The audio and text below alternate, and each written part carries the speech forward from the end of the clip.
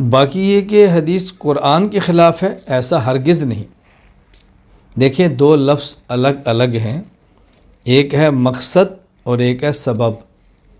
مقصد اور ہے اور سبب اور ہے، مقصد اور ہے اور سبب اور ہے۔ میں بیان کرنے کے لیے آپ کے یہاں آیا، اب میرے آنے کا مقصد میرا بیان ہے، میرے آنے کا سبب وہ میرا میزبان ہے۔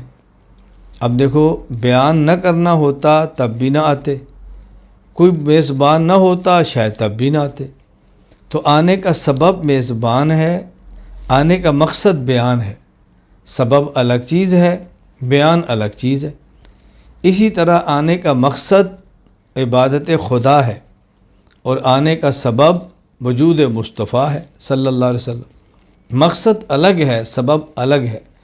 تو قرآن کریم نے مقصد بتایا ہے عبادت خدا، اور حدیث پاک میں سبب بتایا ہے وجود مصطفیٰ صلی اللہ علیہ وسلم۔